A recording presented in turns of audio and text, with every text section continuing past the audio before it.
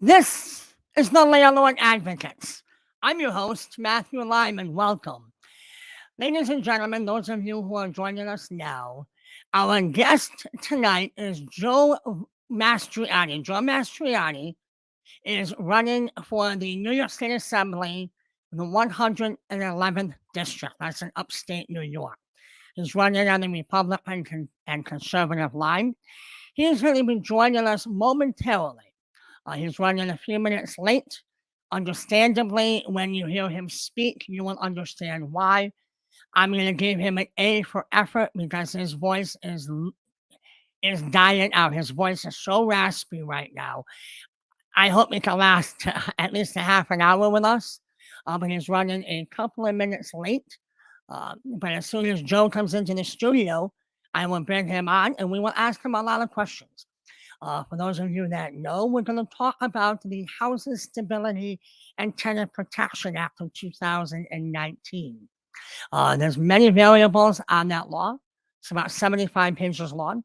It's highly oppressive to landlords and housing providers. We're going to talk about good cause eviction. We're going to talk about the Emergency Rental Assistance Program that is highly oppressive to not only homeowners who are landlords, but homeowners in general. There's been many aspects of these laws that have hurt landlords since 2019 and even earlier. What we're going to do when Joe does join us, we're going to ask him his position on these. We're going to share with him how these laws have been detrimental to so many of us, how many of us landlords are in the possibility of losing our homes, our rental properties, our investments, our children's future. And that is what we're going to be looking at tonight. We can have discussion here if any of you would like to add a comment. We do bring comments on the screen. We will ask questions of Joe. You will be able to ask questions of Joe. It's going to be very entertaining and very interactive. I've known Joe for a while. He is currently a member of the Rotterdam Town Board. This is his first run for state office. He has a very good shot at beating his opponent, Angela Santa Barbara. For those of you who know, Mr. Santa Barbara, he has been an assemblyman here in our area for some time. He is somebody that, quite frankly, would need to be retired. We need to change the makeup of what is going on here in New York State. One of the things, as you can see by our little thumbnail here, or our little overlay, is that Mr. Santa Barbara's passion is photography. He always loves to have his picture taken. Well, we would like to have his picture taken as he is cleaning out his office at the Legislative Office Building while Mr. Mastroianni is moving in. Like I said, Mr. Mastroianni is on his way in. There will be a slight delay. We do invite any of you who may have comments, concerns. Let us know how ERAP has been affecting you. Let us know how much tenants owe you rent and how much it's been since you've seen any money from these tenants. How long have you been waiting for a determination for ERAP to make a payment to you on behalf of your tenant? How many of your tenants have received this financial assistance up to 15 months and then immediately started falling behind in the rent that they haven't been paying? And then they have the audacity to be upset and perturbed when they are served a notice to be brought to court for non-payment of rent, although they've had their rent paid for 15 months by us taxpayers, government entities. How many of you have received no money? How many of you have been in court where the tenants sign this ERAP application and then it goes nowhere except the case is adjourned out for 2 or 3 months for ERAP to make a determination when no money will be paid to you because there is no money to pay you. For those of you also who are aware, with good cause eviction, back in May of 2022, I and my producer went to the New York State Capitol, and tenants were bussed here from New York City to push for this good cause eviction. What ended up happening is these tenants were so unruly, so antagonistic, that the New York State Police shut down the state capitol. We were there. I'm glad that my producer is about 6 foot tall and goes around 300 pounds. I'm glad that he was around to protect me, because once these tenants learned that we are the landlord advocates, I felt threatened by them. They are still going to try and push this good cause eviction again come this next legislative session. This is something that we're going to be talking with Joe when he does get into the studio, and you may see me occasionally looking down because the green room is off where you can see, and that will let me know when Joe is here. I'm going to bring him on immediately. Again, Joe is running a little bit late. Reason for that is I spoke to Joe earlier today. His voice is terrible. His voice is very, very bad. I'm going to give him a lot of credit when he does come on. And when the moment he starts speaking, you're going to see just what a trooper this man is. Joe, when you speak to him on any issue that you have, he will engage you very thoroughly and at any length of time to satisfy you in the best way he can to give you the answers that you're looking for. Sometimes the answers may not be what we're all wanting to hear, but Joe tells it like it is. He's going to tell you whether he supports this or doesn't support that. We're going to have him on momentarily when we're going to ask him these questions about ERAP, good cause eviction, the House Stability and Tenant Protection Act. And if we have time and he's able to continue with his voice the way it will be, we're also going to talk about this New York State human rights law, when in April of 2019, the New York State government determined that welfare, Section 8, and other government programs are what they call a lawful source of income. And I have said right along, how is this a lawful source of income? As a person who was homeless at 17, I received financial assistance from the government. I never once called that income, but the government did. Ladies and gentlemen, my friend Joe has just come on. We're going to bring him on right now. Matt, how are you? Joe, how are you, my friend? The question is you. Your voice, I was just telling our viewers, and they're coming in, there's a lot more coming in, telling our viewers how much of a trooper you are, and as your voice is right now. And by the way, we see the sign behind you, Joe, and while we waited for you to come in, we had this sign up letting people know. Now, Joe, let us know before we begin. I told the people here how you tell it like it is. I also let them know that you are not feeling well, and hopefully you'll be able to stay with us for a while before your voice goes out. Your voice is bad. Now, Joe is a businessman. Joe has been involved in a family business for quite some years. He's an entrepreneur. He's also an elected official in the town of Rotterdam. He's on the Rotterdam Town Board.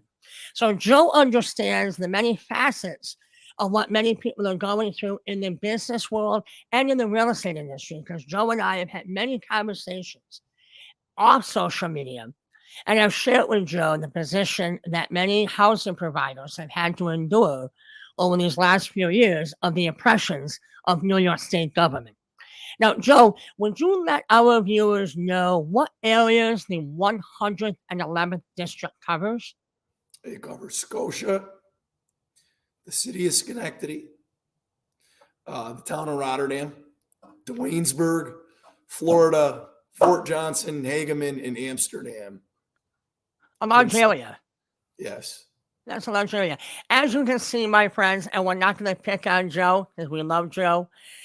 Joe is a great guy. I've had conversations with him sometimes at 10, 11 o'clock at night. And one time, Joe and I were on the phone. I next at around 12:30, 1 o'clock in the morning, Joe. This is how dedicated this man is. He does not give lip service to you to shut you up so he can move on. He wants to hear your concerns. And he wants to address those concerns and hopefully give you the answers that you're looking for. And at the very least, to let you know he's listened to you and he's willing to help you. Whether or not he may agree with your position, he wants you to know that he's there for you. Now, Joe, some of the things that we're going to talk about tonight is regarding the Housing Stability and Tenant Protection Act of 2019. Now, Joe, this law was passed and signed by Governor Cuomo on June 14, 2019. It's about 75 pages long. It's highly oppressive. By the very name, Tenant Protection Act, it excludes the needs and the desires and the protections of the landlords by the actions of the tenants or the inactions of the tenants. Now, when we and the landlord advocates were looking to do a dissertation on the Housing Stability and Tenant Protection Act, we were going to do one video on that. And we realized that to do one video, it would become a mini series on YouTube. So we did not do that. We extrapolated many facets of this law. They're highly detrimental and oppressive to landlords.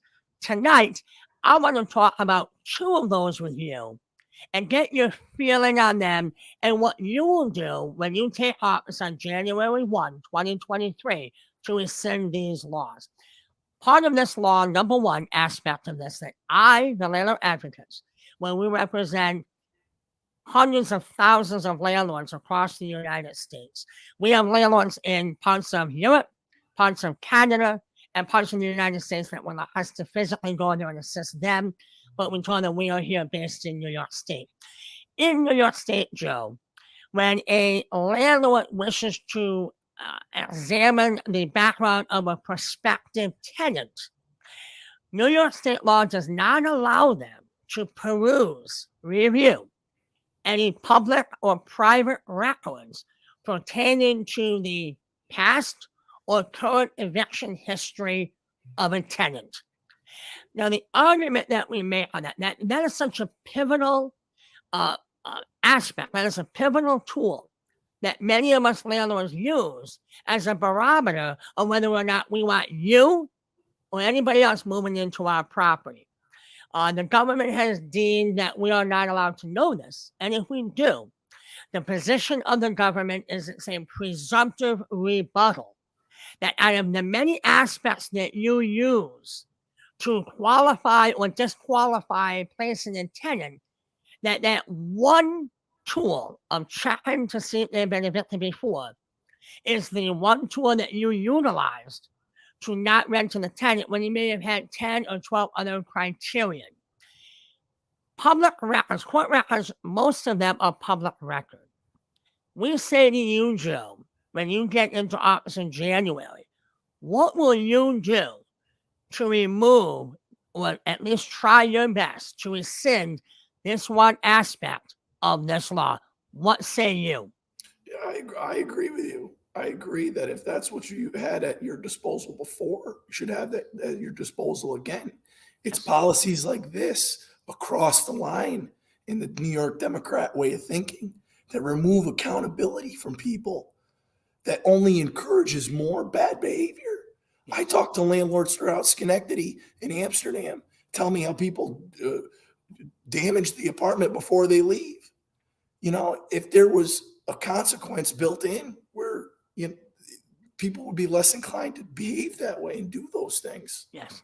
One of the things, so when we get an eviction, now my office has facilitated thousands and thousands of evictions throughout New York State. Right now, we have evictions going on in 7 counties in New York State right now as I speak with you. When you get an eviction, Joe, it's based upon one of 3 variables. Number one, the tenant did not pay rent for a certain time frame.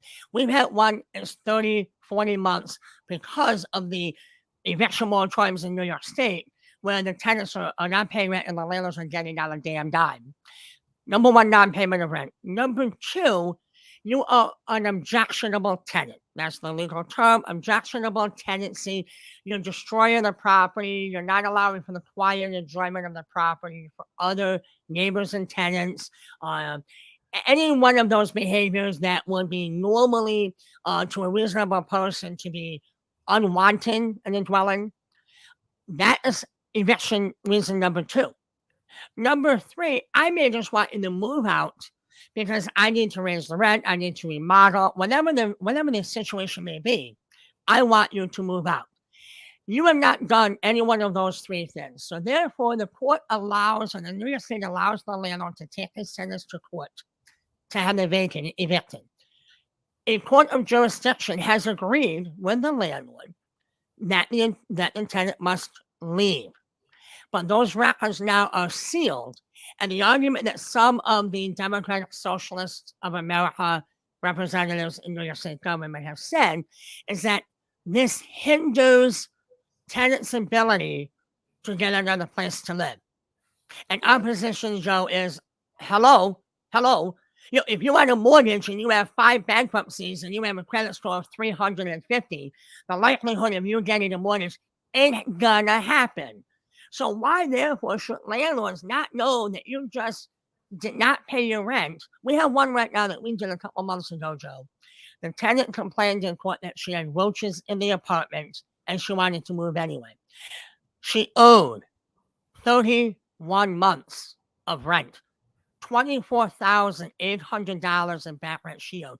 The government eviction moratorium has been in place, and ERAT, which we'll discuss in a few minutes, is another eviction moratorium, had made it so damn hard for landlords to vacate their tenants that the debt accrued is so high.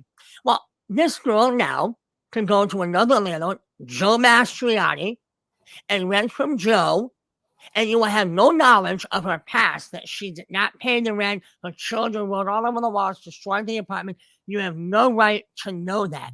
Joe, that needs to be, and you know me, I'm gonna be at your office when you celebrate. I'm gonna be at your desk. Help me write the legislation. You know I will, my friend. You know I will. Go right to you.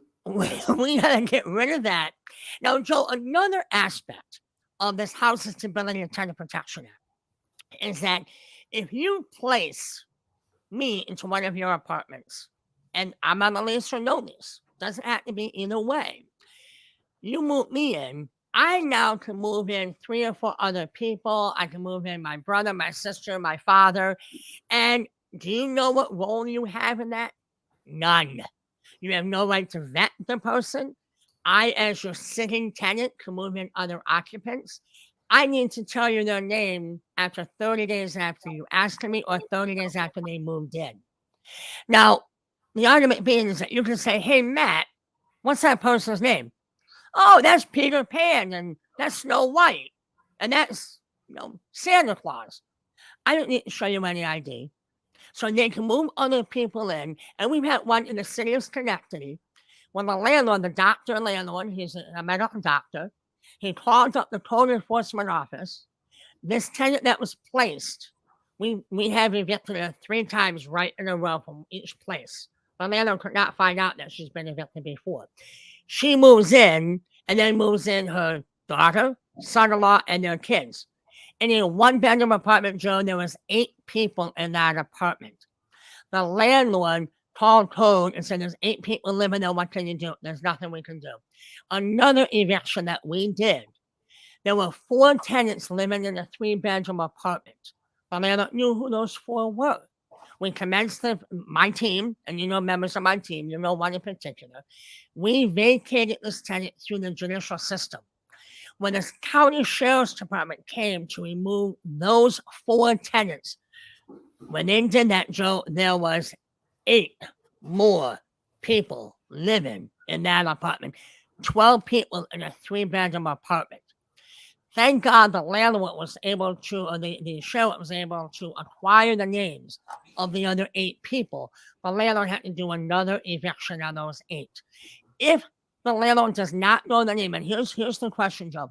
If the landlord does not know the name of these other tenants, when the sheriff comes to throw them out, if their name is not on the warrant of eviction, and they can say, well, I get mail here, I live here, the sheriff will throw out the people named on the warrant, but not the other people. And hopefully the landlord will be able to find out what this new person that's living there, their name, and hopefully we'll be able to take them to court to throw them out. Back in the day, you could put John and Jane Doe, et al., and it encompassed all the human beings that were residing in the dwelling. Under this Housing Stability and Tenant Protection Act, landlords have no say on who moves into their dwelling after I put you in, Joe Mastroianni, because I know you're going to pay my rent. I know you're going to keep up my property. I know you personally. I have no problem with you being my tenant. By the way, he doesn't need to be. He's a homeowner, people, but using Joe as an example. But now you can move in other people that I have no idea who they are. They destroy the property, and how am I going to get my money? So under that same Housing Stability, this is just one of many, Joe, aspects of this act, this law, that is so oppressive. Many of my colleagues, we call it the Screw the Landlord Act. And that's exactly what it is. This aspect, as we can't check names, needs to be repealed, rescinded out of that. Is this something, and I believe I know the answer, that you're going to work hard when you get in to get rid of that aspect of the law. What say you, Joe? I agree, Matt. Another one. Absolutely no reason for it. Yeah. I mean, how unfair is that? And we have told our clients, in the beginning, you can move into the house with them because now you're going to move in, but now you're putting yourself in a dangerous situation because now you're moving into a place where your tenant doesn't want you there. But it's so unbelievable that this can happen. And when I asked our county sheriff deputy, I knew the answer to this, but I asked it anyway. What would happen if those 8 other people moved in other people after we commenced the eviction proceeding on them? Would the landlord have to do another eviction? His answer was yes. So this could be, and tenants know how to play the game, but my team knows how to beat them down. But these tenants, they know how to play the game, can hold on to this apartment in perpetuity for a very long time. Now, another one, Joe, that is out there is called the Emergency Rental Assistance Program.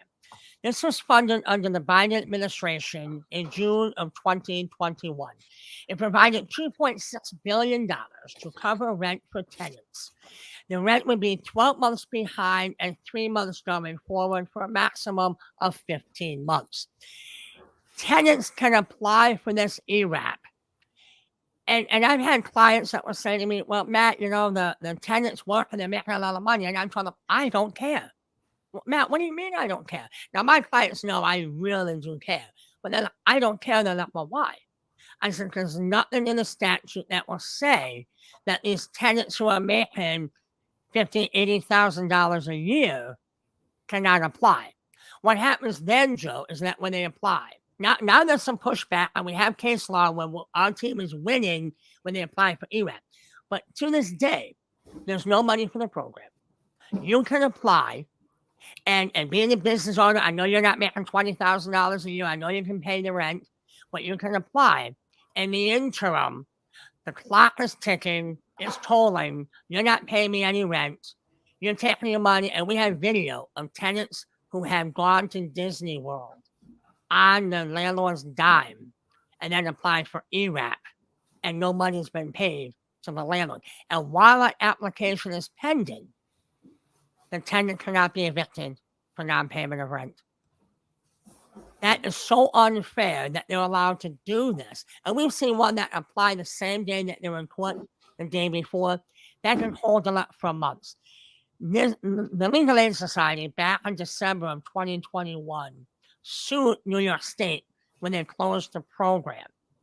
The Supreme Court in New York County, the most liberal county in New York State, New York County, decided to dismiss the lawsuit and say that they must keep the program open, this ERAP program open, for people to apply.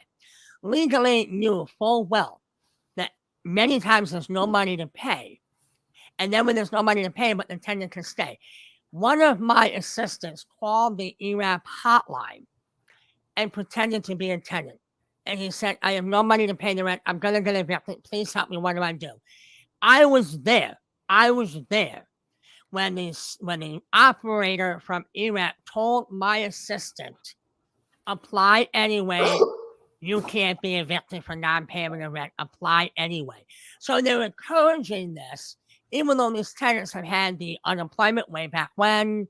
these stimulus monies and all this money, and many of them were not paying any of the rent. This is that emergency rental assistance program. Now, Joe, with ERAP as well, if ERAP pays 1 month, the landlord cannot evict the tenant for 1 year. They can't raise the rent at all for 1 year. And what these programs is doing is that they may pay a partial amount of what the tenant owes, just to allow them to have this protection that they can't be evicted because they got ERAP. Also, Joe, and this is going to blow your mind, because as a businessman, this would blow your mind if I did this to you. Under ERAP, that 1 year period, let's say January 22 to December of 22, the rent's $1,000 a month, $12,000 you owe me. ERAP may only pay me $6,000 of that rent.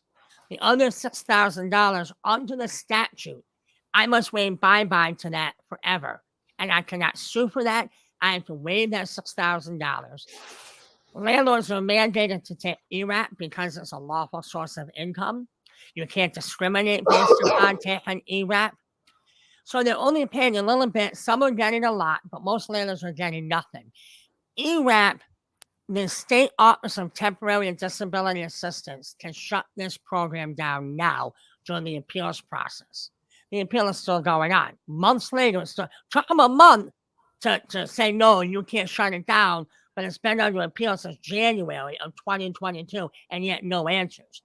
What we're looking at, Joe, is that we need to see a change in the state legislature. When new people come in January, we need ERAP to be shot dead on the stairs of the state capitol. And I would be more than happy to be there, and I would be more than happy to help gavel that program out. Okay. So ERAP needs to end. Some landlords are getting money, most of them are not. And in the meantime, tenants are going. In New York City, we've seen $80,000, $90,000, and $100,000 of no rent collected. You can't evict tenants at all. We have a social media follower who has a property in Staten Island. The husband is retired. The wife is a dentist. They owe tens and tens of thousands of dollars in rent. She just declared bankruptcy, and he's not going to get any of that rent. So what I say to you, and I'm doing a lot of the talking, as you can see, my viewers, because Joe's voice is lacking, so I don't want to have him talk too much. So with ERAP, Joe, when you get in, get rid of ERAP. Okay. You got it, man. Yeah, ERAP must go. Go ahead, Joe. I got to say, it's hard to get a word in edgewise with you when my voice is out its game, but I'm just kind of laying back and I'm learning. I'm listening. I talk too much. I can't stop campaigning. I got 10 days to go, and there's still lots and lots of people I haven't met yet. So I can't take any time off, but I want to listen to everybody. I want Joe4ny.com. The link will be in here. Message me. That's what I'm here to listen. I'm here to learn from you right now, Matt. And I want to say too to people that are listening that, this isn't a one-sided thing. There are people that need assistance. There are people that may not qualify for a place to live because of their bad history. Well, yeah, we need to help them. We need to get them on the right, responsible path. But the programs that are in place now are not the right idea. They create all sorts of bad behavior. They exacerbate it. So we need to stop, reevaluate, and rethink. And that's one of those things where both sides, left and right, agree upon, is wanting to help people and minimize the cost to taxpayers in doing that. But it isn't always a gridlock, or it doesn't always have to be a gridlock. We have to find our common interests and make sure we get there. We have to make sure all parties involved are represented and respected. And Matt, you do great work being the landlord advocate. And I want to be an advocate for landlords too, because landlords have been getting screwed here. And that doesn't help any of us. That doesn't help our urban areas. That doesn't help, our cities grow and develop. It doesn't help with the crime problem. It doesn't help with all sorts of other problems, addiction, mental health issues. We need to be encouraging people to work, to be independent, not dependent on system all the time. Yes. Our safety net in New York has become a safety hammock. What's wrong with these people? You know, with times being as tough as they are and inflation taking us down further and further, we're going to have to be more frugal with our tax dollars and not waste it so liberally. We have to tighten the belt and figure out how to get people to contribute to the system instead of be constant drains on it. One of the things I want to work on when I get into the legislature is generational poverty. That's a sin. Whatever we've been doing isn't working because it's being passed on generationally. And poverty is a mindset. And that's what needs to be addressed. I will tell you, and I agree with that. I've been doing my business for 32 years. 32 years. And I have seen this so much with generational, where we have evicted grandparents, and now their children, and now their children have children. So we're on the third generation of evicting people. Now, like with this ERAP program, the tenant can get 15 months worth of rent. They can go to the courts when they go for eviction. Then the county Department of Social Services will pay up to 6 more months of the rent. So you may have a tenant that has been able to live in the apartment for 21 months at least, with not having to cough up 1 penny of their money, of their rent for that. So they're getting 21 months of no rent paid. Then they can go to the Legal Aid Society that is paying rent for tenants as well. There's other programs in many counties across New York State that will cough up money for these tenants. And you're not helping them. And as a product, Joe, somebody that was homeless and living in the woods and not having food, I did not sit back and wait for them to help me. I did get some help, absolutely. I'm 17 years old. I'm living in the woods. What the hell? But I did get the assistance. But I emulated those in my life that I saw, that I said, I want to live like that.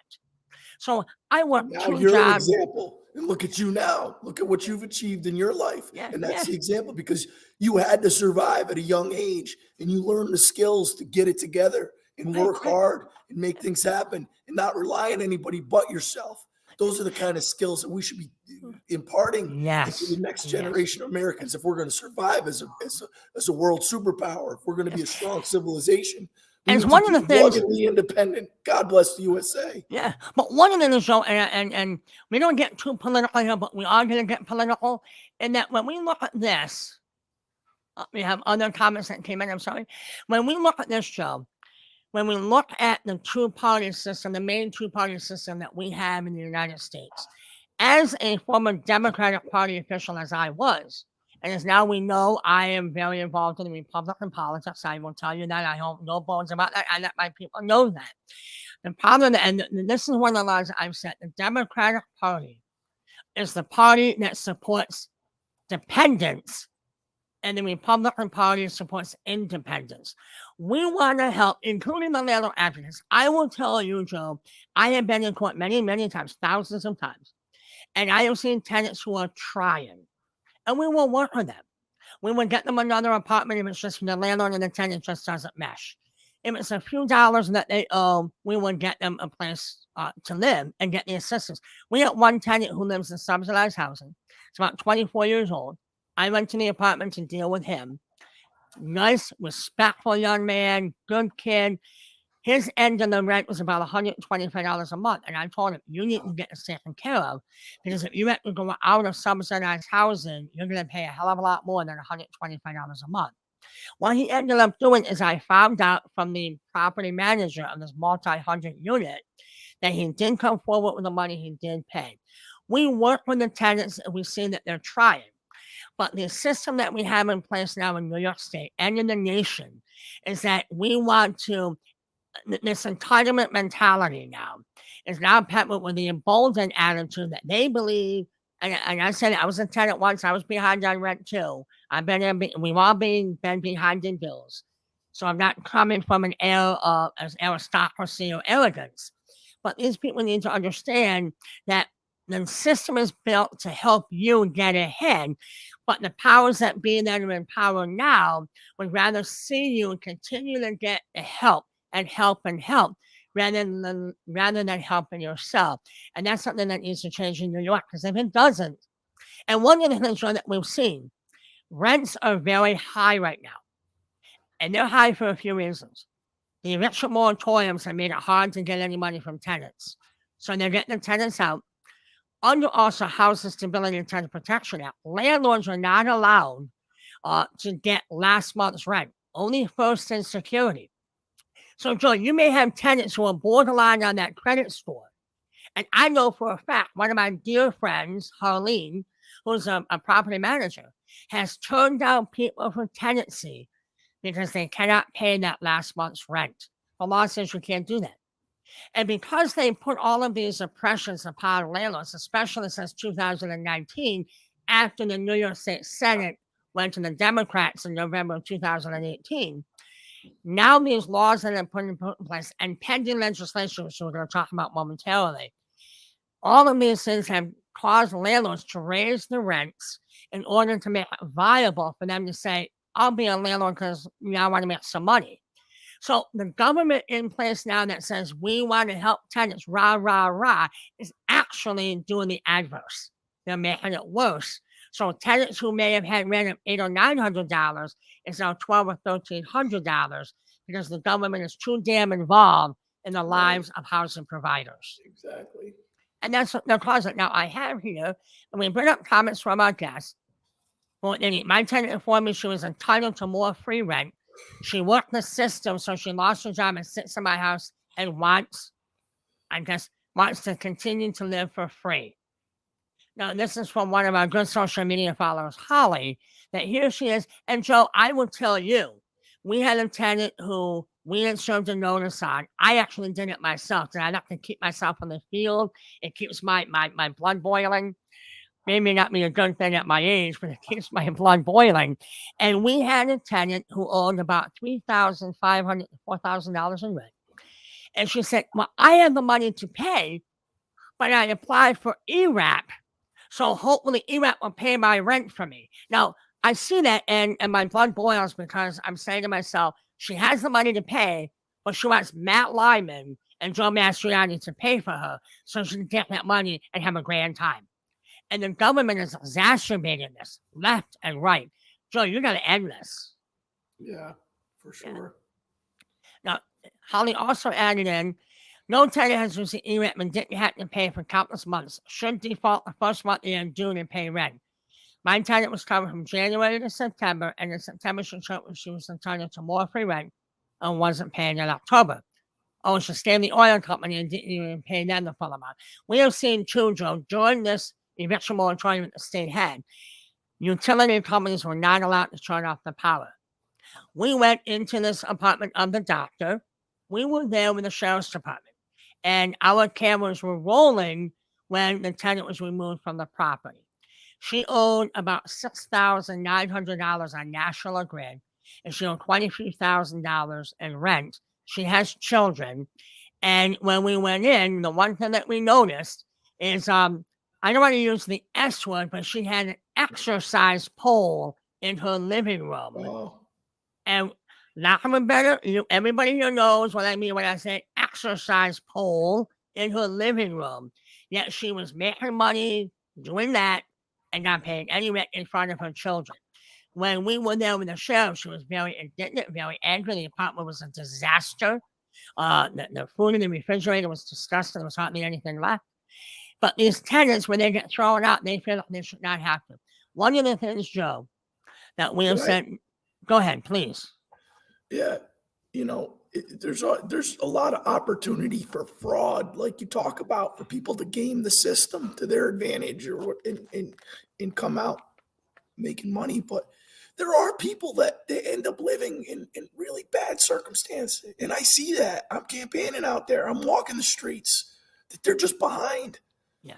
And it doesn't do them any favors, and it works its way through the system as well in other costs to us, the taxpayers. Yes. Police work, mental health problems, addiction problems, hospitalizations, all sorts of assistance of all kinds. It weighs down the system, and it weighs them down individually. It weighs down their consciousness, weighs down their own potential, it weighs down their time.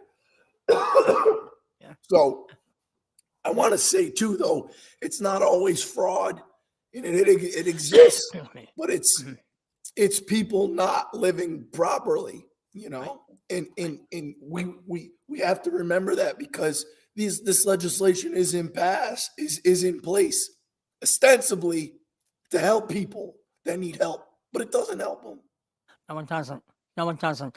When you encourage this, I have said, and I've not been challenged yet, but I might get it the first time with you tonight, Joe. I have said that COVID-19 has been the best friend that tenants have ever had. And it has been. You can't stay home and save lives, Matt. Yeah. Stay home. Don't work. Yeah. And that's what they're saying. Your grandmother's life. Yeah. You'll save grandma's life. Well, we've seen what happened in the nursing homes. Yeah, we've seen that. And when some of these people, when they not need any encouragement to stay home, they just did so, and then, I don't have to work. I can stay home. They had a grand time. $300, an extra $600 on top of your unemployment. $600 every week. Our grandchildren are going to be paying for that $300. Yes. Well spent, Governor Cuomo. That was $600 every week, Joe. That was $600 every week on unemployment. On top of the unemployment. I'm in the food business, and I'll tell you guys, okay? I started seeing prices go up on food in January of 2021 on a track all the way through 2021 and into this year. And the reason that prices went up was because of manufacturing. The economy opened back up after COVID. There was demand, but there wasn't supply because there was no one working in manufacturing to keep up with the demand. Prices continued to track upwards. This is long before petroleum went up, before diesel went up, before we're starting to see the inflationary effects of that extra $300 and $600. Yes. And it's compounding upon a lot of different things. Now, the cost of labor is so expensive. And now, because of the Democrats' Climate Protection Act in New York State in 2019, which my opponent voted for, they want to set unrealistic goals for our electricity grid. They want to have 70% of our electricity come from solar and wind renewable sources by 2030. So they're gutting the countryside, putting in black solar panels, not green solar panels, black solar panels, displacing wildlife and ecosystems and water flows and taking up farmland. That the future is going to look back at us like we're crazy. How did we allow this? But you got to vote for me to get in there so I can start working to correct these things. Vote Republican across the line this year and make sure everybody you talk to does. We got a great slate of candidates on the Republican ticket across the state. Joe Pinion for Senate, Lee Zeldin for governor, Michael Henry, Paul Rodriguez for comptroller. We got to go Republican across the line. Alexander Malala, yes. The Rich Amador, Jim Tedesco, everybody I've met in the entire state running for in the Republican Party's in it for the right reasons. We had a quiet work that we got to do here. We got to change the course of where we're governing. We got to get all of our friends and family, everyone we know at church, at school, have conversations. Are you voting this year? Just have a conversation. Ask questions. That's how the system is supposed to work. It's a government of the people, by the people, for the people. It requires our participation in order for that to be true. Education. Well, we need to educate each other. Yes, we need to be teaching civics to our kids. We need to be encouraging government involvement from a young age. Don't talk about religion or politics because, it's impolite. No, we have to be talking about the issues. We don't need to get emotionally triggered.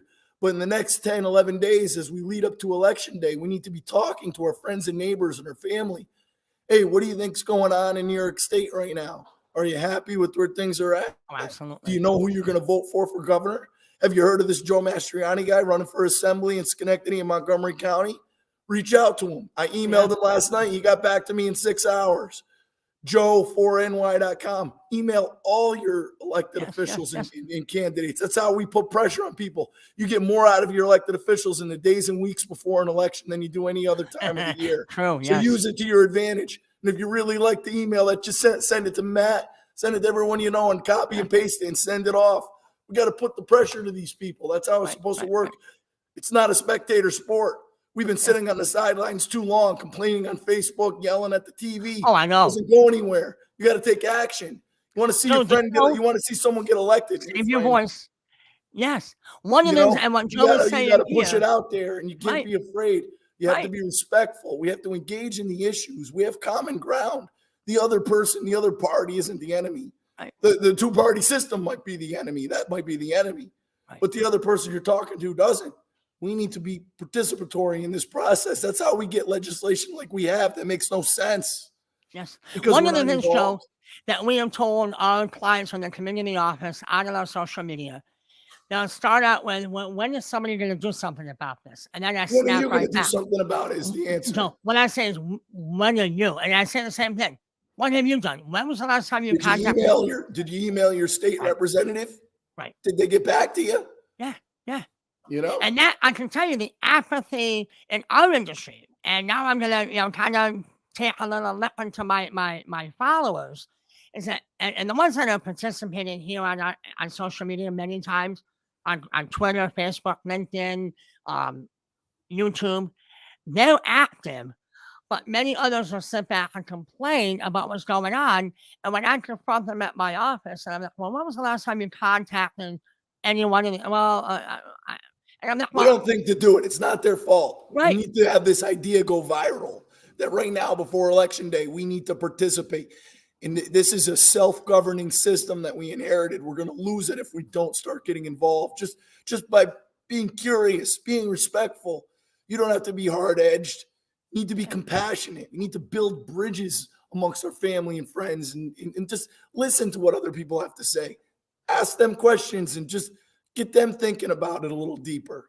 These are But in the crazy landlord times. world, We can't survive this without coming together as a people. We but can't one of the lift things, people out of Joe, generational poverty if we're not all invested in our hearts and thinking it through. and I agree with that, but what we have to look at from the landlord's perspective over the last few years, there's been so much given and given and given. We've had legislators who I have been very active. I testified at the New York State Senate in January on our next topic, good cause eviction. And some of these legislators, what was it? Jeffrey Dinowitz, an assemblyman from the Bronx area, said that the landlords can just get a judgment against the tenants and collect on it later. Well, that's hogwash. Most judgments are uncollectible. I have over $5 million in uncollected judgments that my clients will never see. Time is money too. You can't move forward in your business if you're not getting your money coming in. No, they're having to get 2 or 3 jobs, and we have been interviewed across many media platforms, newspaper, television, radio. Well, we have conveyed this, that the landlord should not have to be put in a position where they have to rob their children's college fund to pay their taxes because the government is not allowed. Now, Joe, the other topic that we have is called good cause eviction. Now, under good cause eviction, and we have a little banner here regarding that. With good cause eviction, what this does here, we've already talked about the house's stability, and we've talked about ERAP. But with good cause eviction, Joe, what this does here is that the law has been, the legislature, the Democratic Socialists, Julia Salazar, Jabari Brisport, Harvey Epstein, Brian Kavanaugh, Jeffrey Dinowitz, they've all been trying like cats and dogs to get this passed now for 3 years. What good cause eviction does is that it mandates that a landlord must have a good cause to remove the tenant from the property. Now, the legislation has never determined what is good cause. They also have said that if a landlord raises the rent more than 3%, it's called, the phrase is basically an unfair rent increase, and your case will be dismissed if you raise it more than 3%. Well, Joe, we now know, and you know, and in the restaurant industry, the food service industry, prices have gone up a hell of a lot more than 3%. So they're telling landlords you can't do that. Now, in my testimony at the state senate, I was in panel 5, legal service providers for landlords, housing providers. And I had stated in my testimony, and I had COVID at the time when I did testify, is that housing providers, being the deeded owner of the property, should be the only reason they need to get rid of a tenant. Landlords don't want to evict tenants. That's the bottom line. But when it becomes necessary, there's already many factors in place that make it very hard to do. Tenants have programs out there where if the landlord's not fixing up the property, they can go to code. If the landlord wants to evict the tenant based upon the tenant issuing complaints, legitimate complaints about the property, that is seen as a retaliatory eviction. In court, the case will be thrown out. So there's already safeguards in place for unscrupulous landlords who are not doing what they should do. Under good cause eviction, if I want to get rid of you because I just want to get rid of you, that's not good enough. And the determination of what is good cause is on a court by court, judge by judge, justice by justice basis. We will tell you that we do not support good cause eviction. We were at that rally where we were accosted by tenants in May of 2022. I'm glad I said this before you came on, Joe. My producer was with me, and he is about 6 foot tall and goes about 275 to 300 pounds. So I was very glad that he was with me, because when they realized that we were landlord advocates and not there for the tenants started to encroach upon where our cameras were. And we had 3 cameras going, and I'm glad he was there to kind of have my back. With good cause eviction, they actually shut down the state senate that day. The state police shut it down because of the behavior of the tenants that day. Now, excuse me, with good cause eviction, in January of 2022, of which Joe just got on Twitter today because we now know that Elon Musk owns it.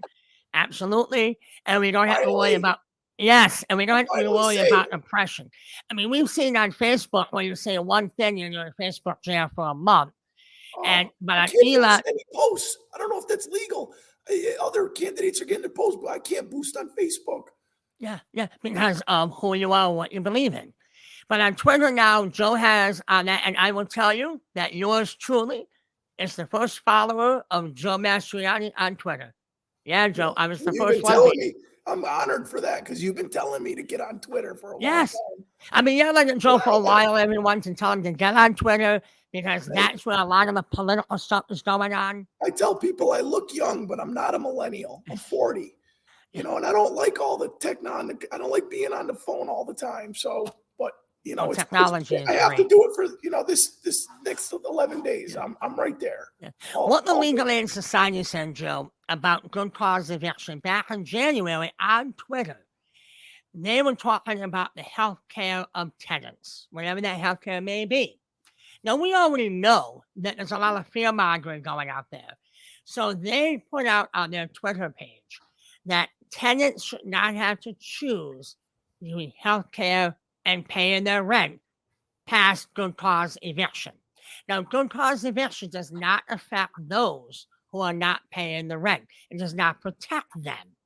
But when the Legal Aid Society did it, we actually did a production on our YouTube channel, The Landlord Advocates, letting people know, oh my God, Legal Aid is now going to try, if good cause eviction passes statewide, they're now going to try to invoke health care for the tenant, therefore they can't pay the rent, therefore the case should be dismissed.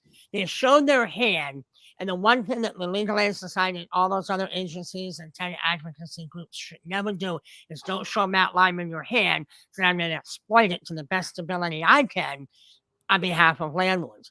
We already know, John, that there's programs in place, Medicaid, Medicare. There's programs out there that will help tenants who are having health-related issues. But to say that we're going to say when they have health-related issues, therefore they can't pay the rent, is a bunch of nonsense. The problem that we have, Joe, with the legislature as it is now, they have tried for years and years to get this type of legislation passed. In November of 2018, when the Senate, since World War II, has been under the control of the Republicans, went to the Democrats. That's when they said, oh my God, the door to Willy Wonka's candy store is open and Willy Wonka's nowhere to be found. Time to get some cavities, baby. And they've done that. So good cause eviction, Joe, they're going to try again when you get in, and I'm going to be there right there with you. I'll be an advisor to you on this. I absolutely will. And when they try that, I will advise you and tell you the ramifications of this. It is good cause eviction, not raising the rent more than 3%. There are things in the grocery store now that I can easily afford, but the prices have got so high. I walk past that item on the shelf because I will not pay that. But yet the government is saying we can't raise the rent more than 3%. When that comes up, Joe, next year, and I guarantee you, Julius Salazar, the main sponsor of this, and Brian Kavanaugh and Brad Holyman, when they try to push this, we need to push back and say no to good cause eviction. So I'm hoping that you will do the same and say no as well. Joe, you have the floor. So tell me more about the prior to this good cause eviction. I mean, was there a limit on how much landlords could raise the rent? No, there were no limits. In some territories, they made up the city of Albany, the capital of New York State. They did pass good cause eviction. The Albany County Supreme Court, the judge there shot it down, but under appeal, they had to perfect their appeal in January. But even in California, 5% is what they figure is normal every year. 5 to 10%. Our argument, Joe, is that if you don't like the rent that you're paying, you can move someplace else. Some of these tenants are paying well below market value. Landlords were reducing rent just to get some money during COVID. And now the tenant advocacy groups are saying the rent shot up 80%. No, it didn't. The landlords lowered the rent so much to get a few dollars. And now that COVID is over and all that nonsense is over, they're putting the rent back the way it was. And they are, yes, Alex, I completely agree. And that is what Joe Mastroianni and all of us need to do, is to get Angelo out. I don't know, Joe, if you're able to see when I am putting on the screen. If you are, let me know. Can you see Can you see that, Joe? Yeah. Well, Alex's comment is covering what it says. Oh, okay. Let me remove Alex's comment, and I'm going to show you. Excuse me here. Let me go back up here. This is where, if I have somebody else here assisting me, I'm able to remove things, and I don't have to do five things at once. Alex, for the support. Yeah. Oh, yeah. What I'm going to do is this here, Joe, is what we had put out against Angelo. It is time for Santa Barbara to retire. His true passion is photography. He loves his picture taken.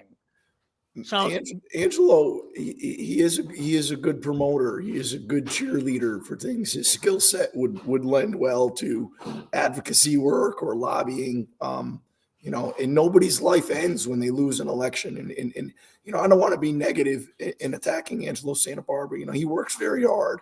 But I would prefer he did more legislation and did more communicating with residents that email him and contact them. Yes. And you're right. We don't want to get dirty into politics. I've received flyers here that, because I'm well in the know of politics and I look at the flyers that I get. I just got one yesterday from Rich Amador, against Rich Amador. I looked at both sides. Rich is a great guy. But it was so Rich is a great candidate. We need him in government. He's willing to serve. Yeah. But when I saw that flyer, I was like, oh my God. But and it's with Angelo, but also we know some of the core principles and the core advocacies that Angelo stands for. But we know on the conservative side, whether it be Republican, conservative, and you, Joe, you kind of cover more boxes there than what Angelo does. Angelo has worked with landlords in the past. He understands the plight that we have, but we need more advocacy than that. We need somebody that will not only say, yes, I support you, but we want somebody like you. And unfortunately, my viewers who are watching it now and in the replay, Joe Mastroianni is very vocal. He shares many of his things, but because of the laryngitis that he is suffering here tonight, he can't say as much as he usually does. You ever lose your voice, Matt?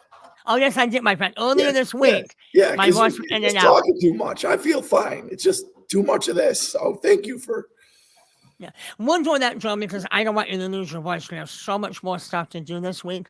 But if you want to say more and jump right in, you go right ahead. Well, no, you were saying before we went off on a tangent, you were talking. I wanted to know, how was this introduced during an inflationary period that rents can't be raised 3%? When specifically was it introduced in New York? And do other states have a similar cap on how much landlords can raise, and there was nothing prior to New York? Yeah. In other states there are, but New York is saying 3%, which is very low, very low. Even in Albany, it's higher. In California, one of the most liberal states in the United States, it's higher. You can raise it up. We have right in the city of Schenectady, members of the city council are trying to pass rent stabilization. They tried that a few months ago in a committee meeting. We were outside. We went to the committee meeting. We did a video right outside the room on rent stabilization. The end of September, there was going to be a town hall meeting. With rent stabilization, you have 4 units or more, or 6 units or more, rather, you can't raise around a certain amount. Okay. It's just another rent control. It's a little less restrictive than rent control, but it's close to rent control. So you get this, oh, it's only one little step higher. We might as well get rent stabilization and rent control. What they've done is that we are the only market. One of the things that Damani Farley, Schenectady City Councilman, had said at that committee meeting, and Joe, I know you're going to agree with me, and if you don't, well, you're not feeling as good as I thought you were. And here's why. Damani Farley had said under rent stabilization that we want to incentivize landlords to encourage and accept rent stabilization. I have said, and I'm absolutely right when I say this, that there is no business, no entrepreneur, no landlord on the planet Earth, in our galaxy, in our universe, that will ever support legislation that suppresses the fees and the costs that we pass on or what we charge consumers for the goods and services that we provide. The market will do that for us. But for him to state that we want to incentivize landlords, and his argument of how high rents have gone, rents in Schenectady have actually been lower than the national average of what rents have been going up. So his argument, they were going to have a town hall meeting. And one of the things that we did, John, the date that they were having that town hall meeting was going to be a Friday at 5:30. That day, we sent out a social media and an email blast to our followers. About 2 hours later, Powell Williams, another city council member, decided less than 5 hours beforehand to cancel the meeting. Well, we took credit for that. The next day, the Times Union interviewed us. We were interviewed on Talk 1300 with Paul Vandenberg. He had mentioned this. Yes, he had mentioned this a few times the following day, and we had said, and we will today and tomorrow and the next day take credit for them canceling the town hall meeting because we were going to be there with our cameras rolling. We were going to be there with all of the knowledge that we have regarding rent stabilization.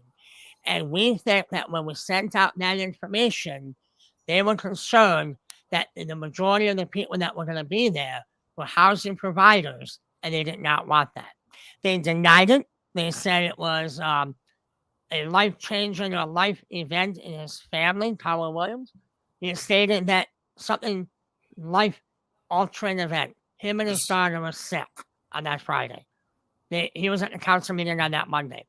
To me, when I hear life-changing or life event, I'm thinking cancer, you just lost an arm, you lost your mother, you lost your father, feeling sick.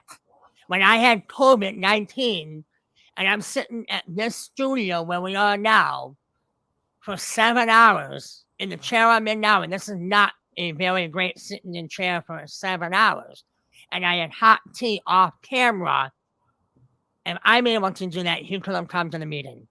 But when the rent increases, Joe, the market will dictate what people can charge. If what you sell, chicken, if you can get $10 a pound, $20 a pound, and the market will sustain that, you will charge that because you can get that. But if everybody else is selling chicken at $3 a pound and you try to sell it at $8, you're out of business. Go ahead. I understand markets. I understand libertarian train of thought, and I believe in small government. I believe that the free market solves most problems. When the occasion of government intervention needs to occur, if it needs to occur, if that argument is made, it should be for as minimal a period of time as possible. But New York State leads the country in the most heavy-handed interference in the market's natural outcomes. And we have to have some sort of bulwark against that. We have to push against that. We have to get some balance in our legislature this year. We have to get some balance in all three branches of our government in New York this year. Yes, we do. We have seen, there was a restaurateur in New York City during COVID who was doing about 10% of his business on a daily basis. He was only bringing in about $80,000 a day in revenue. That was 10%. He decided to close up shop and go to Florida.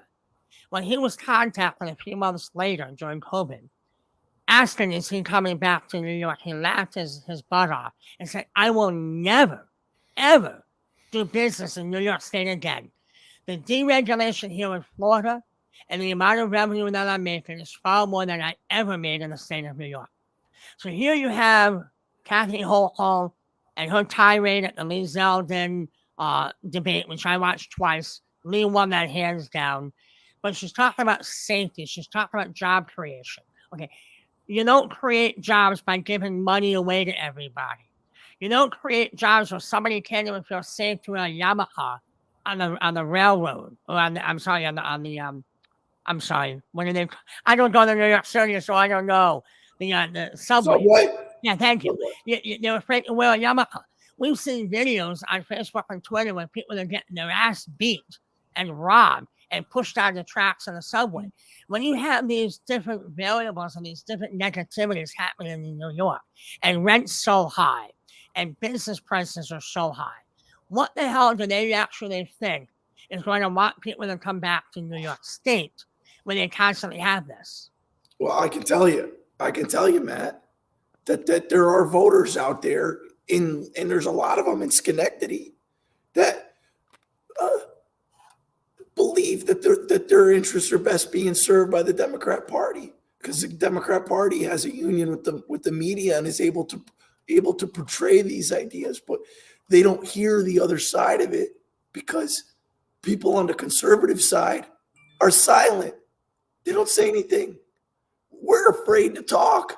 I lost my fear. Well, I lost my ability to talk because I'm talking too much right now, but I lost my fear to speak out some years ago, but it's speaking out, but it's also speaking with, and it's listening, and it's engaging with people. There's so much at stake for all of us right now, yes, for people not even born yet, for future generations in this election right now, because New York State is the front lines of this crazy policy. And we need, all of us in the next 10 days need to do everything we can to make sure that everyone we know, yes, is knowledgeable about what's going on in our state right now and where their interests are best met and where to vote. Yes. We have to bring people in. We have to tell people this is a government, other people, by the people, for the people. It requires your responsibility, because look what happens. They take away our rights a little bit at a time. Yes. They take away our rights a little bit at a time. They wear it away. They wear it away like water making a canyon. So yes, we have to resist that. We resist it by stop being uncomfortable in how to talk. You don't need to talk like crazy Uncle Ted at the Thanksgiving dinner table. You could tell him to talk to me. I'll explain all sides of the story. Message me at joe4ny.com. But we need to be engaging through both in every sides of the issues by talking to people that may not agree with us and just being respectful, asking them why they think that way. Eventually the truth emerges. You don't need to spike the football and make it your idea. Let them think it's their idea, but kind of lead them along gently. Absolutely. But that's how this is going to this is how this country is going to be saved. When we interviewed Phil Stack a few months ago in Colony, he agreed to do an interview with us. And then when we showed up, he forgot about the interview. Well, I wasn't letting that slide. We interviewed him. He told me the groundwork on what he wanted to talk about. And when I asked him, can we turn on the cameras? He said no. So we had to be very careful on what we talked about. Well, with Santa Barbara, with Phil Stack, we addressed issues with him, but he wasn't willing to engage with us as well. Phil Stack has his own mindset. We know that he's running a campaign, a negative campaign, very negative, against Alexandra Valala. But when we talk about getting involved, you try to get involved. Some of the politicians don't want to hear you.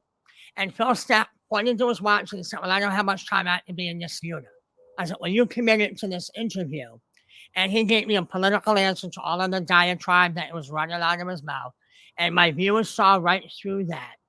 I will tell you, though, for those of you who are watching now and in the replay, Joe and I have had many conversations on politics and policy. Some have been outside in Schenectady Central Park with other friends at 10 o'clock, 11 o'clock at night. We've been on the phone at nighttime talking about policies. We text each other. We communicate that way. I will tell you, I'm supposed to be unbiased here because we are for the landlord advocates, but I will tell you that I truly support Joe. I think that he'll do a fantastic job in the state assembly, along with the other ones that we have to get in. We have Neil Breslin, who's been there for 25 years, and his political ads saying, we need Neil. Okay, we've had Neil for 25 years. It's time for him to go by. We need Rich Amador. We need Rich Amador. If that's the president. Rich Amador, we are looking to have him on our show next week. We got to reach out to Rich. Rich is a military veteran, former state trooper. He's been behind the lines. He's been in front of the lines of policing and protecting us here in the United States. And now he needs to have that opportunity to do that in the New York State Senate and getting rid of Neil Breslin. We need to do that, and we need to educate the electorate. And that's what we do here, Joe, on our social media. Our focal point is the landlord and real estate industry in New York. But you and I have had many conversations where we dive into many other aspects of what is affecting New York State, the United States, and the directions that we need to go in. Here in New York, we know where we need to go, and that is the red wave. As a former Democratic Party official in the city of Schenectady, I have become very disgusted with the progressive policies. They call it progressive, but to me, I look at that as being nothing but an oxymoron. Facebook user Red Wave 2022. Yes, that's what we're looking for. We need to get rid of those who have been entrenched in office for a long time. Now, some can say, well, Jim Tedesco has been there a long time, from the state assembly to the Senate, but Jim is there to listen, learn, and help. I've attended meetings with Jim where he's on par with everything. He's caring about what we need to know.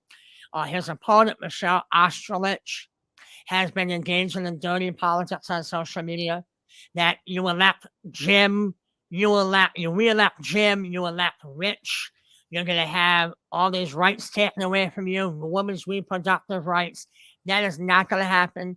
Even though this is a landlord advocacy channel, we're going to just talk a smidgen on that to let you people know who are watching that a lot of what is being sent to you in the mail is hogwash. The Republican Party is not looking to take those rights away from you. They're already codified under the law in New York State.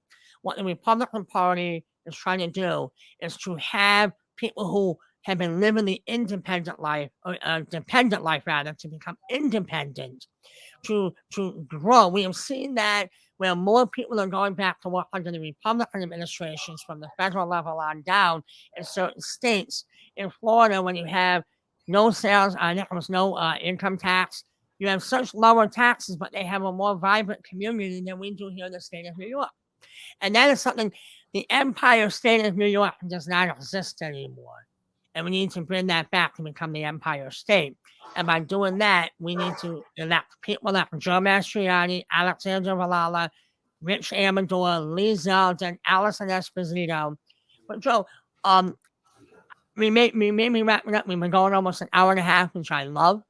But do you have any words for those in the real estate industry? Because what these laws are affecting are not just landlords, but these pressures trickle down to everyone else in real estate. From landlords to you owning your home, a few blocks from me, Joe, when these things happen and the revenue is not there, and when rent stabilization, they try that in the city or any other government, the big developers are going to go away, and they're going to develop in areas where they don't have all of this oppression and all this stuff over their head. And then the tax base that the town of Rotterdam, the city of Schenectady, the city of Albany, and the city of New York relies on will not be there. So that tax base and that responsibility will be pushed on to everyone, every homeowner. What say you? Any final words regarding the real estate industry or landlords in New York? I like what you said about making the Empire State again. We Yes. need to make this a business friendly environment where people want to invest, where people feel that their representatives will have their back, that we can create a system that helps everybody, that brings our cities to life. We want to bring our urban areas to life. We want them to be filled with commerce. We want them to be filled with people. We want it to be filled with good paying jobs. We want prosperity. That's what we want to do. That's what we need. It isn't about defending the rights of the people that commit crimes. We don't want to subsidize bad behavior. We want to encourage good behavior. I like what you're saying about the Empire State, bringing back the Empire State, bringing back thriving opportunities and businesses to our communities and to our cities. Schenectady and Amsterdam are two of the cities that are in my assembly district. These are old, proud cities. My family has roots in Schenectady. I'm getting to know Amsterdam. My business just moved to Amsterdam. I love Amsterdam. I love the bones of that city. It has so much potential.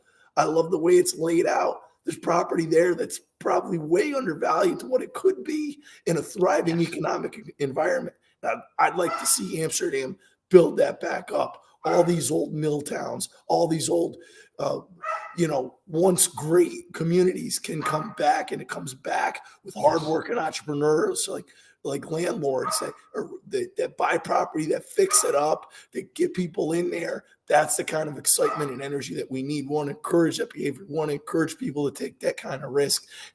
That's the kind of thing I want to see. I want to see people building wealth through themselves, coming from nothing like yourself, Matt, and building something up by hard work and improving our buildings and our cities and our landscapes. And that's the work that we need to do. Yes, sir. The city of Amsterdam a few years ago had a massive tax foreclosure sale. I looked at some of these homes to buy because I am a real estate investor myself. I looked at them and there were so many houses available. I said, there's no way. Because now you're going to have market saturation, new tenants. What money can I make off of these properties? And the city of Amsterdam needs to come back as well. I know they've done some road work over there. The upper corridor of Route 30 has got the commercial and the commerce area, but some other areas of Amsterdam are still depressed. And we need Guy Park Avenue has got beautiful homes on it on that side of Amsterdam, but we need to bring back other parts of Amsterdam. Yes. And one of the jewels I love of Amsterdam is if you look at the falls over by the Amsterdam Police Department, the Amsterdam Court, when you go down Guy Park Avenue Extension. I will go there when I go to court, because that's what I do for a living. When I get out of my car, I stop for a while and I look at the rushing water coming down the falls. And anyway, the communities come back together, but we have to make them communities again. We have to make people proud to live in the communities that they are. We need to hold, safe, and we have to hold people accountable to keep up their properties, but we can't make it so oppressive on them that they have no money to fix up the properties and they have no desire to, because the taxes are so high, the oppressions are so high, the regulations are so high, that the more you have, and we know this, Joe, I'm an entrepreneur. I've been in business 32 years myself. The more pressure you put upon us, the more that we have to charge. I will tell you, Joe, a lot of these laws that are on the books actually generate more revenue for my business. I make more money with these laws that are there. But we have told our clients and our friends here and on our social media that we actually are opposed to these laws that we have just spoke to you about. Had this great discussion with you. They make me more money. I am here in our YouTube studios discussing this with you at 8 o'clock at night on a Friday, when I can be in my den enjoying, pizza or whatever. You can be the same thing. We care so much that these laws that make me more money, I can't stand, and I want you to rescind them. And I want to be there to help you guide that when you get into office. Because when you get in, Joe, I'm going to go on in. I'm not going to call you Assemblyman Mastroianni. I know you too well, and I like you too much. I'm not going to do that. I'm going to come on in, and I'm going to play it. Yeah, I'm going to play up my ass in your chair and make pretend I'm you for about 5 minutes and then get out of the chair. But we are going to work together I know that tomorrow, on October 29th, there's a lot of campaigning that's going to be going on in Rotterdam and Amsterdam and Schenectady. A lot of leaflet drops. Scotia too. Don't forget Scotia. Too. Scotia. We're going to be joining up. You're going to send me the information when we get off air. So you're going to send me the information for that, because I'm going to go on out tomorrow. As I said to Joe, Joe's a great guy. I told him the problem that I have is that I was a hit and run a number of years ago. So stationary standing is not something that I can do, but I can walk like Forrest Gump can run for a long time, but standing in one spot I can't do. But with the business, we're going 7 days a week, Joe, in my business. My stat is going 7 days a week. There's times I'm there till 7 o'clock at night, I'm up until 8 o'clock, which is great. And I love it. But as I've told our people, what I do for a living is what I do for them, and that's number one. Our social media presence, as you have seen, Joe, we have promoted you on various platforms, as well as Alexandra. We have stuff now for Richard. We put out things against Kathy Hochul, things for Lee Zeldin. But this week, I got to jump in. I'm going to put some work aside, and I'm looking to spend at least all day tomorrow joining everybody on the campaign trail and helping to educate. If it means we got to talk to people and we can educate them. Because I will tell you, Joe, and this is something that Joe does not do, followers. A number of years ago, I had a gentleman walk up on my front porch and ask if he could put a sign on my lawn. Now, that home that I had at that point, I still had that home. On one side is the Angela Santa Barbara, his parents, and on the other side is the Gigarelli family. So I was in the middle of an empire of Republicans and Angela Santa Barbara's parents. So I had prime real estate for political signs. This guy came up to me. He worked for UPS. I asked him the platform of the individual that he wanted to put a sign on my lawn. He looked down at the floor of my front deck, couldn't answer a damn question that I had regarding that candidate. And I told him, you're not putting a sign on my lawn. You want to put a sign on my lawn in this prime real estate in Rotterdam, but yet you can't tell me the person that you want to speak of. That's why when we invite our guests on the show here, everyone, we know their background. We know where they stand. We know what they want. We know how they're going to help us. If you were to ask me off camera, off air, what I know about Joe, I will tell you about Joe. I will tell you his commitment to the people. He spends, I will tell you, more time with individuals with their problems than I think I would. Joe, I know you spent 3-4 hours helping people. My friend Kim, you were helping her with the solar panels over by her home. You've been helping her right along, discussing things. She's been in the town board meetings. Kim has spoke there. I will tell you, I think that you put in so much time on an individual basis with people. I have never, in my 54 years, and I've been involved in politics since I was 15 years old. I was the president of a very large, over 100-member neighborhood association in the country. We met at the Grange Hall. That tells you it was very country. I was the president at 16 years old. So I have been involved. I met with the town supervisor, the town attorney at the age of 15 years old. Saying that, so I've got politics in me before, you're 40 years old, right, Joe? Yeah. I'm 54. So 1 year before you were maybe 1 year, you were 1 year old when I started getting involved in politics. So you were just a baby and I wasn't. I will tell you, everyone, when Joe Mastroianni, he dedicates himself more to helping the people and listening to the people than I have ever seen in any elected official, anybody who wants to be elected in my 54 years in the Capital District of New York State. So I will tell you, I've enjoyed this. I apologize. I know that I've talked a lot, but I want you to save your voice. And by me talking, it kept your mouth shut. Even though you were able to share, I don't want you to lose your voice before then. So I know Joe, and that's why I spoke a little bit, and I know what Joe was thinking, and I want to help save his voice. But Joe, next time you're on the air, I don't want any of this laryngitis bull crap going on. I want you to shut me up and you do the talking. I'll try. Go ahead, Joe. I'll try next time. Yeah, I'll get you in got on you. you gotta. I will be seeing Joe tomorrow. We're gonna be on the campaign trail. But as of this evening, Joe, I want to thank you for joining me, especially with your vocal situation. I want to thank you for joining us, and we want to have you back on before the election, hopefully, if not after. And even Joe, and you're gonna win, but we have to be realistic. If it doesn't happen, we're still gonna get you out there. We're still gonna get your name out there. Abraham Lincoln lost many times before he became president of the United States. I have fallen down so many times in my life. It's not me that'll lose. I'm It'll just be the people. It's our advocacy that'll lose. That's Yes. Yes. Just don't vote because somebody sends you 1,000 flyers with their family on it and says, "This is what I do." Do some research. Right. Email them. Email them. Ask them.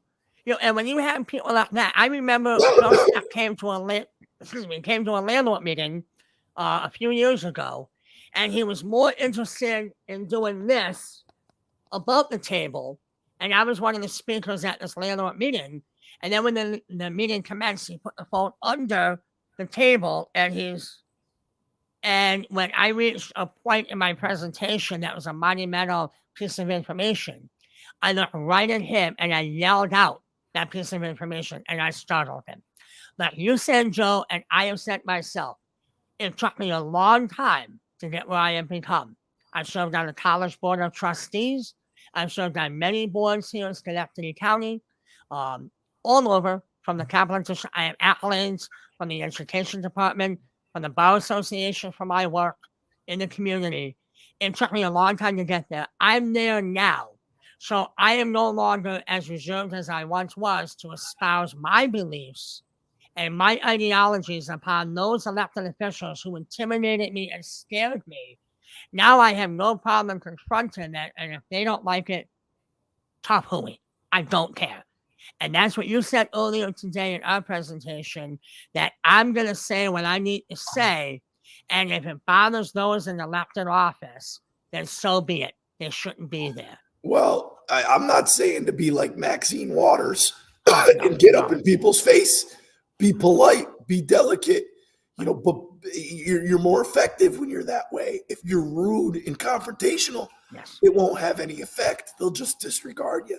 You have to be respectful, civil, compassionate, but make your case. Make your case based on the ideas, not on your emotions. We got to take the emotions out of things and think rationally to get through what we got to do. When I say that, Joe, when I say another thing to say is that when that elected official come back on me for something, am I going to get pulled over at every stop sign? Are they going to do that? Are they going to be like this over me and I don't know where they are in my life? I share now with elected officials, elected Schenectady City Council. I have no issues. And we're not abrasive. I've been in politics and sat on boards for too long with a hammer and gavel, like the one behind me. I've handled hammer and gavels many times. So there's diplomacy there that needs to be invoked. We don't want to have our message, your message, lost on the presentation of the message and not the wording of the message. That being said, Joe, we can go on and on as we have done many times before, but I'm going to let you go and have some haws or lozenges or whatever you need to do. We want to, we have spammers coming in, and I don't know why, but they're already gone. I'm getting rid of them. Block user. It happens. This is the first time I've ever done a live show where we've had some nasties in here. But Joe, I want to thank you for joining us. It's been a while trying to get you on, but you've been so damn busy all over the place, letting yourself be heard, letting yourself be known, letting people know that you care, that we finally got you on the show. And I'm glad that we did. Thank you, Matt. Thank you for the opportunity. Joe. Thank you for all the hard work that you do. Thank you for your help and your well wishes. And we'll get through here. We'll get through the next 10 days and we'll start making some changes. Yeah, we will. So email me or send me the messages about where we're going tomorrow. And I'll be there, not with a time, but I am going to look halfway decent. Yeah. And hopefully Muncie has some orange juice or something when we go to his house. I don't want no coffee. I don't drink coffee. I'm already energized enough. If you give me coffee, oh my God. Don't Nice. do it. But Joe, thank you for joining us. Thank all of you for joining Yeah. our show. Thank you, And for everybody. those of you that have not seen it, we're going to have it in the replay. Keep watching. Learn about Joe. Go to him. Joe, what was your website again? Joe4ny.com. JOE4ny.com. Oh, because of that, I will help Joe4ny.com. And that's FOR. No, Wait, Joe? the number. No? The The number. number. So Joe, and I've seen this and I apologize. It's Joe with the number 4 Correct. at ny.com. Joe4ny.com. Yes. Go to that site and you'll learn about Joe. You'll see a video of him working in his family's business and all of that. But Joe, you go and have a good night. I'll Thank you, probably be seeing you in about 12 or 13 hours. So Sounds good. thank you, my friend. Have a good All night, right. Joe. Thank you. Bye-bye now. That was with Joe Mastroianni. We try not to make our shows too political, but they are at times. I have seen both sides on the political aisle, where the politicians, the elected officials stand on these issues that Joe and I talked about. Any other time, Joe is very vocal as he was here, but not as much as he could be. I don't want him to ruin his voice over the next 10 days talking to us.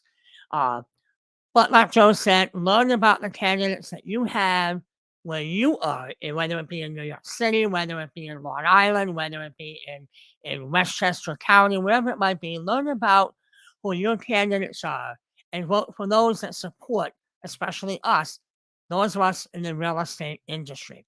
We're looking to have next week Rich Amador, who's running against Neil Breslin for state senate in the Capital District of New York. Any of you have anyone that you would like us to interview between now and election day, let us know. We know it's short, but we can get the publicity out and we can get them on here as well. But until then, landlords, thank you for joining us. I'm Matthew Lyman, your host of the Landlord Advocates. Have a good night.